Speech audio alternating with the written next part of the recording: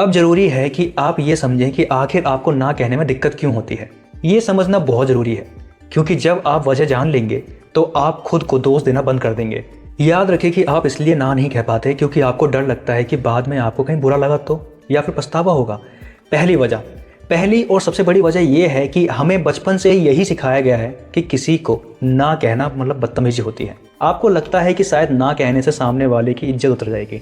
आप उनके चेहरे के एक्सप्रेशन देखकर सोचने लगते हैं कि कहीं वो नाराज़ तो नहीं हो गए, कहीं उन्हें बुरा तो नहीं लग गया, और ये सोच आपको अंदर से परेशान करने लगती है। लेकिन आपको ये बात पहले ध्यान रखनी चाहिए कि इनकार करना कोई गलत बात नहीं है।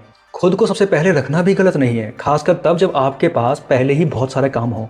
असल में अगर कोई आपको ये ना कहने से अपनी इंसल्ट समझ लेता है तो इसमें आपकी नहीं, उसकी गलती होती है। इसका मतलब ये है कि वो इंसान आपके इनकार को पर्सनली ले रहा है। वह ये समझ ही नहीं पा रहा है कि आपकी भी अपनी प्योरिटी और ज़रूरतें हो सकती हैं। जब तक आप शांति और प्यार से ना कह रहे हैं तब तक आपको बिल्कुल भी गिल्ट होने की ज़रूरत नहीं है। दूसरी वजह यह है कि कई बार लोगों में सेल्फ स्टीम की कमी होती है।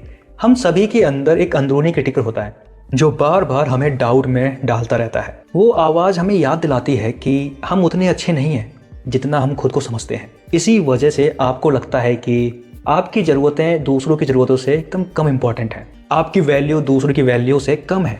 आप देखते हैं कि वाकई लोग अपने सपनों के पीछे भाग रहे हैं, आगे बढ़ रहे हैं और लाइफ में अच्छा कर रहे हैं। तब आपको लगता है कि अगर आप उनकी मदद करेंगे तो शायद आपको भी इम्पोर्टेंस महसूस होगा। इसी सोच की वजह से आप हर बार हाँ कह देते हैं, लेकिन ये सोच बिल्कुल गलत है। इससे कोई फ़र्क नहीं पड़ता कि आपने अब तक क्या हासिल किया है और क्या हासिल नहीं किया है, आप फिर भी काबिल हैं। आपको खुद को बेहतर बनाने का पूरा हक है। आपका ये अधिकार है कि आप दूसरों से पहले अपने बारे में सोचें। तीसरी वजह यह है कि आप झगड़े या बहस या टकराव से बचने की कोशिश करते हैं। यही वजह थी कि डेमन भी ना नहीं कह पाते थे। उन्हें किसी का सामना करने से डर लगता था, इसीलिए वह हाँ कर देते थे, जबकि अंदर से वह ना कहना चाहते थे। अगर आपको कोई पसंद ना करे तो आपको बहुत बुरा लगता है। आप चाहते हैं कि हर कोई आपको पसंद करे, लेकिन सच्चाई तो ये है कि यह मुमकिन ही नहीं है।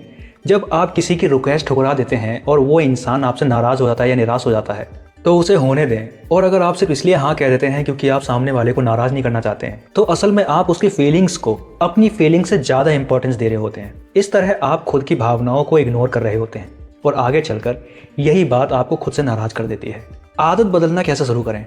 हमेशा हाँ कहने की आदत छोड़ना आसान नहीं होता, इसलिए डेमन ने इसे धीरे धीरे छोटे छोटे स्टेप में बदला। शुरुआत में उन्होंने उन सिचुएशनों में ना कहना शुरू कर दिया जहां उन्हें किसी बहस या टकराव का डर नहीं था।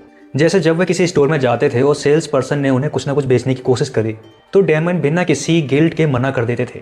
इसी तरह से धीरे धीरे आप भी अपनी फैमिली, दोस्तों और ऑफिस के लोगों को ना कहना सीख सकते हैं। ना कहना बिल्कुल उस मसल्स की एक्सरसाइज करना है। जितना ज़्यादा आप इसका इस्तेमाल करेंगे ये उतना ही ज़्यादा स्ट्रांग बनता चला जाएगा।